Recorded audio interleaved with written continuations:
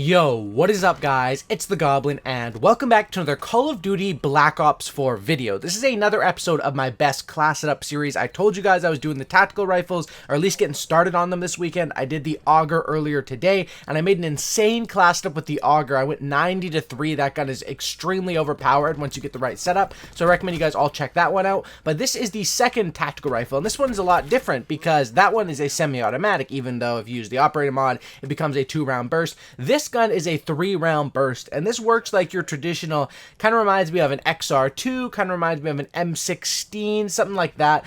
This is the ABR 223, and the official description for this one is that it's a 3-round burst tactical rifle in this game. So I'm going to get talking about this weapon, how to use it, what its strengths and weaknesses are, and giving you guys the best class setup for it. You guys have been just crushing the support lately, and on this series you guys have been really supporting, so I appreciate that. Let's go for 1,800 likes. You guys have been crushing the like goals, so if we could hit 1,800 likes, that would be absolutely amazing. If if we could hit that, smack that like button, subscribe to the channel if you guys are new, or maybe it's your first video you've seen of mine, or maybe you just forgot to subscribe earlier. Subscribe, click that sub button if you guys are not already, and let's get right into it. So what are the strengths of this weapon? Now, you got to remember in this game, everyone has 150 health, right? So this weapon as a 3-round burst, it traditionally, it will kill in 2 bursts if you hit all 6 bullets. So basically, if you hit the full burst, it should kill them in 2 bursts. However, when you account for margin of error and the fact that, most of the time people are going to be moving, I find that this gun is most of the time a 2 to a 3-round burst kill,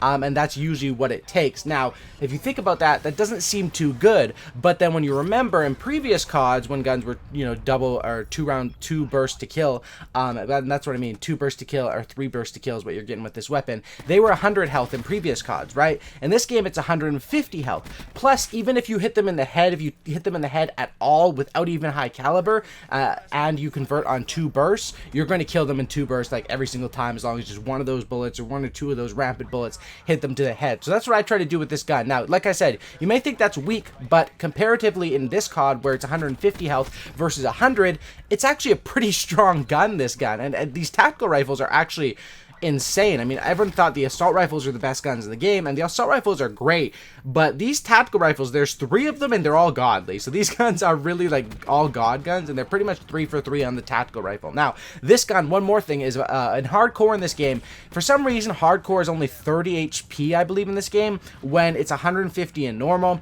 I thought, comparatively, because older CODs it was 30 hardcore, 100 normal. I thought it would be like 50 hardcore, 150 normal, but I guess in this game they're going with traditional and hardcore. You just absolutely melt people. This is a 1 burst every single time that I've seen in hardcore, and this gun is absolutely awesome. Now, with the operator mod, what the operator mod allows you to do on this gun, and I do think the operator mod is good, it's called the repeater. It allows you to hold down the trigger, kind of like the XR2, and allows as you continuously fire, your bursts sort of ramp up, and in longer gunfights it can give you an extreme advantage. Now, I think that operator mod is super duper good. I will definitely be going through all the guns and doing gameplays and class setups with the operator mods, probably in the next month or two. But as far as efficiency on this class setup, with my last one with the auger, I made that setup around buffing up the gun with the operator mod. So I didn't want to do the exact same sort of setup on this class because you don't want to have 2 class setups that are made for the same purpose. So this class setup is what I call the heady holder,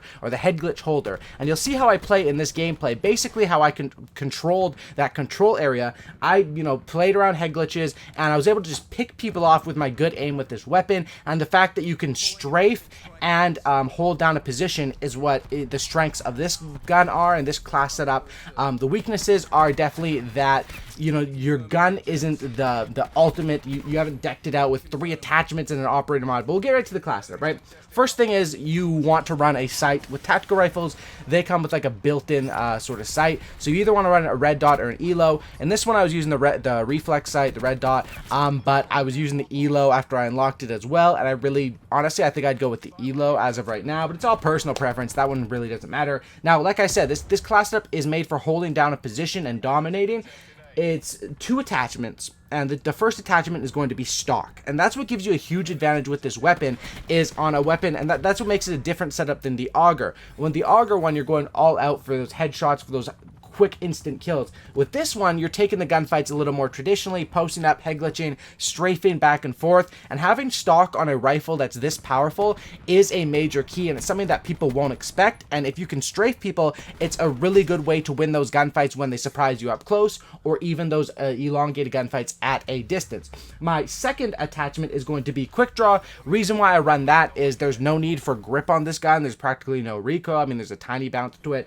Quick draw does help me because it just helps me to get my gun up quicker, and it pairs great with gung ho, which will be my second perk on this one. So that's what you get with the attachments. Like you see, I'm not going operator mod 3 attachments. I'm not decking out all the attachments with this gun because this gun is pretty, it's traditionally a 2 to 3 burst kill, and not too much is going to change that. It's not like the auger where I went to private match and tested out different combos to ensure that I was killing them the quickest and most efficient way. This weapon isn't really like that. It's just your traditional burst. It's going to kill them in a couple of bursts. That's what you're going to get. Gear, I run acoustic sensor. That just makes sense for a setup like this, in my opinion. You're not going to be running in their spawn. I mean, you shouldn't be, as I'm doing it right here, but that's kind of just because I was getting anxious. I didn't know where they were on this side. But you probably shouldn't be running their spawn with this.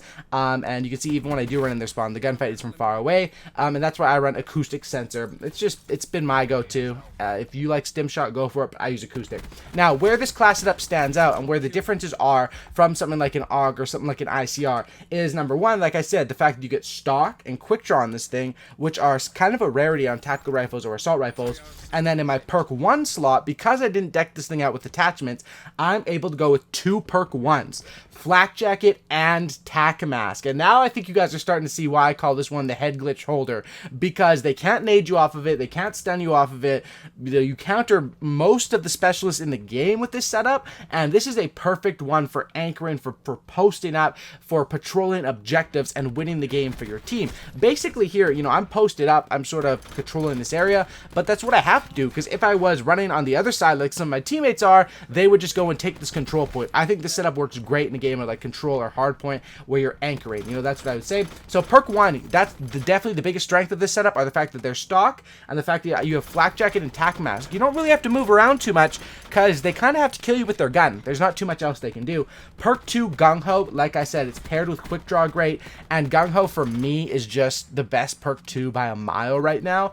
So that's why you see it. And then perk 3, Dead Silence, just traditional. It's nice to have so you can hear when people are sneaking up on you, and I find that you don't really need ghosts. They're gonna know where you are. I'm not trying to hide. I'm not trying to use a suppressor with this setup. I'm trying to post up. So Dead Silence is definitely a go-to. If you don't like Dead Silence, which I recommend on a lot of class setups because I use a headset, I use acoustic sensor. But if you don't use those things, Dead Silence is still great for the fact that it counters other people using acoustic sensor. And trust me, a lot of those times you say, "Whoa, how do you know I was there?" It's because you probably didn't have Dead Silence, and he did have acoustic sensor. So that's why I use it for good.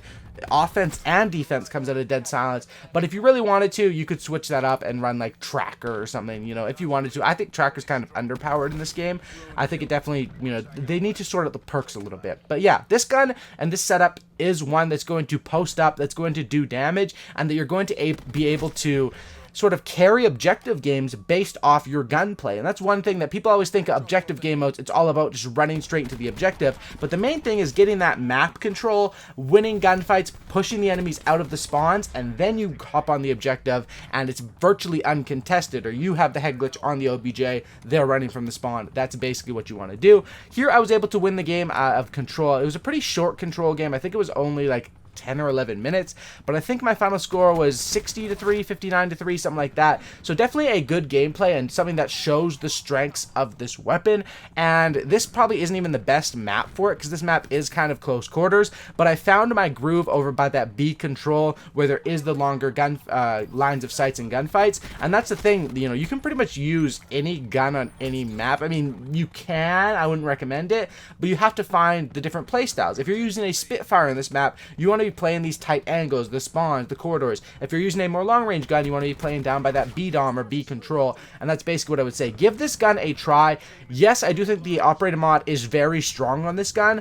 I just think that I wanted to do a class up that was a little bit there's no point of having all 5 of your class setups just be assault rifles with operator mods, because then you don't have any variety. I need this setup so if they're nading me, I pull out my flak jacket, tac mask, objective, try hard setup. This gun is very, very good, and I think the strengths around it are, like I say with some guns like the Maddox, the KN, the Vapor, its strengths are, yes, it's a really good base gun, but the attachments that are available for it don't cost too much, and they do a lot to help you win gunfights. Anyway, thanks for watching, guys. Drop a like on this thing if you guys could. Smack that like button. Let's go for 1,800 likes. Subscribe if you guys made it to the end. And yeah, try out the ABR 223. This is the best class setup for it. I'll see you in the next video, and I'm out. Peace.